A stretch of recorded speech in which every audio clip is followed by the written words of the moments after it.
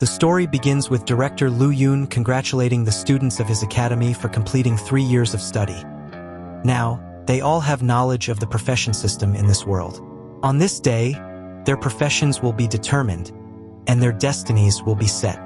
The director wants to spare all the students from formalities, but he fervently hopes that they all reach the same level as the veteran and holy mage, Su Qianxing, level 80, and become the pillars of the human race. Lin Moyu is one of the students at Shihai Academy. He was reborn in this world years ago, and now he will finally obtain his profession. His life here is just beginning. This world functions like an RPG game, with various dungeons, secret areas, and monsters roaming about. After profession selection, people can gain experience by exploring this world and killing the terrifying monsters that inhabit it. In this way, they can surpass their limits by leveling up and enhancing their skills.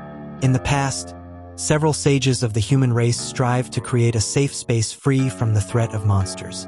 Thanks to this feat, humans now have a stable society. In a world where combat is the primary focus, obviously the most popular and desired classes are combat-oriented, followed closely by support and sustenance classes. Combat and support classes can be divided into 5 classifications: low, medium, high, rare, and legendary. Even with the entire population of Shihai City, it has been 10 years since anyone has obtained a legendary class. Their professions are determined by a magical transmutation circle, taking into account factors like genius, physical abilities, and so on. Basically, their entire body will be evaluated, and a profession will be decided and assigned to them without the right to choose, fortunately or unfortunately. Gao Yang, one of Moyu's classmates, asks him about which profession he is most interested in. Moyu is a man of few words and particularly doesn't seem to have any preferred class. Gao says he really wants to be a knight. He's sure he fits perfectly into that class so he could protect the girls. He comments that Moyu and Xia Shui, another classmate, have a lot of potential. They are the top 2 in the academy and will surely obtain great professions. One of Gao's friends interrupts him, asking why he's talking to the idiot Moyu, asserting that he won't respond. He retorts that Moyu only has slightly higher grades than the others and might even end up with a sustenance profession, the lowest class. Gao starts thinking differently and says that Moyu doesn't talk much because he simply doesn't like to. Approaching Director Liu, he apologizes for bothering Master Zhang Qian, a level 52 formation master, but it's okay for him. Moyu observes and sees that Zhang is a formation master, a rare support class. The director then begins to call the students in order to enter the transmutation circle. The first one is Suda, and he gains a sustenance class as a farmer, and he doesn't seem very happy about it. However, the other students don't find it too bad. Among sustenance professions, being a farmer isn't that bad. He could even become a grand or holy farmer, which isn't too shabby. The next student inherits his father's profession as a chef. Zhong admits that this year's students are quite ordinary, and Director Liu agrees. So far, no rare professions have emerged. Zhong exclaims that it has been quite some time since Director Liu's academy has presented a rare profession. It would be interesting if they had high-level combat classes. The director agrees. Only 1 or 2 rare professions have appeared in the entire city of Shihai this year. The next student to be called is Xia Shui, an extraordinary genius, surpassed only by Moyu. She has an internal rivalry with him, although he doesn't seem to care much. Zhang, just by looking at her, sees her great potential, stating that her mental strength is twice that of an ordinary person. She could even become a mage, the highest level combat class. She might be the first in a long time to have a rare profession. Xia Shui struts to the altar, and upon stepping into the magic energy circle, it immediately begins to behave differently. A peak of golden energy fills the place, and a vision begins above her.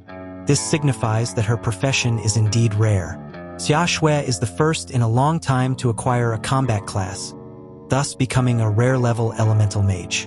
The students admire her. A high-level elemental mage could destroy the entire city of Shihai with a single spell.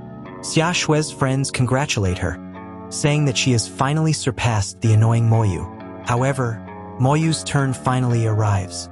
Director Liu has high expectations for this boy, but Zhang sees nothing special in him. Even though the director says Moyu is the best genius in the academy, Zhang says that performance in the academy isn't actually connected to the rarity of the profession. But when Moyu steps onto the magic altar, something totally unexpected happens. Instead of a golden glow of hope, a great dark energy is emitted over everyone. Another vision appears, but this time it's so eerily abnormal that everyone mistakes it for an imminent natural disaster. The director is perplexed by the sight, but Zhang knows it's a vision. The director admits that the vision is truly terrifying. Xia Shui, despite not wanting to lose to her rival, admits that what he received is much greater than what she received. And amidst the clouds, the students notice something strange. A monstrous crowd shrouded in shadows, bodies formed of bones and green flames. Those were the army of undead. Xia Shui knows that it's just a vision and not real, but she's certain that she couldn't fight against it. Moyu thus becomes the necromancer of this era, a unique and secretive profession, which means he is the only necromancer in the world. No one else could have a class like it until Moyu dies. This profession is not only rarer than rare professions, but is more uncommon than legendary professions. He receives praise from some, frustration from others, and envy from the rest. Despite having a class above legendary, some still try to belittle him, but Moyu truly doesn't care about any of it and keeps to himself, admitting that the exclusivity of this profession is much better than he imagined. Before leaving, Zhang asks Moyu to use one of his new abilities. He had never seen this profession before. Moyu has 10 points in all attributes and 20 in spirit. His first ability summons a skeleton warrior, and this ability ranges from black iron, bronze, silver, gold, diamond, legendary, to divine levels. Moyu sees that his spiritual power is stronger, making the necromancer part of the mages. A dark skeleton warrior is summoned, and all its attributes are worth 15 points. Zhang attacks the skeleton, and a system message appears for Moyu. He has the option to accept whether the skeleton warrior counterattacks or not, but he has 10 seconds to decide. Otherwise, it will attack automatically. He orders his servant to hold position, and it does so. Zhang indeed finds it very interesting. He is a level 52 professional, while Lin Moyu is only level 1, and the summon still persists hostile. Even though the attributes of the servant aren't great, it will evolve alongside its master. Gao gets quite excited seeing that dark warrior and asks if he can touch it. He asks if that pile of bones is powerful, and Moyu responds, "He must be stronger than you." Gao is called to the magic circle, and Moyu recalls his servant. In doing so, he sees that there is a space to store summons, so he doesn't need to spend mana to bring them back. When he received his profession, he saw a true necromancer defeating a dragon effortlessly. One day, he too will be capable of such a feat. Gao ended up becoming a knight, just as he said he would, and he wishes to become Moyu's squire. Thus, the profession selection is finalized, and the next day, a newbie dungeon will be opened. Newbie dungeons feature monsters from level 1 to 8. They aren't very difficult, but they are certainly much safer than the outside world. Xia Shui confronts Moyu. She wants to compete with him at any cost, so she challenges him to score higher in the upcoming exams. Although he doesn't seem interested, he agrees. At home, Moyu observes a portrait of himself with his grandmother and his older sister. Moyu wishes to enter Xiajing Academy soon to reunite with his sister. At that moment, Director Lu knocks on the door and hands him supplies for the battle the next day. Last year, only Moyu's sister, Lin Moyu, managed to be approved by Xiajing Academy. The director promised her that he would take care of Moyu before going to Xiajing. He wishes his godson a good rest. Tomorrow will be a busy day.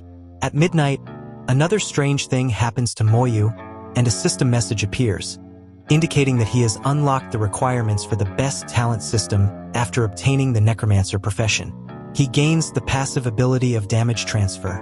All damage he receives will be transferred to his soldiers. He summons a skeleton warrior again, and thanks to his new attributes, the warrior now has attributes 6 times stronger. Moyu is amazed by his new powers. He could potentially become invincible.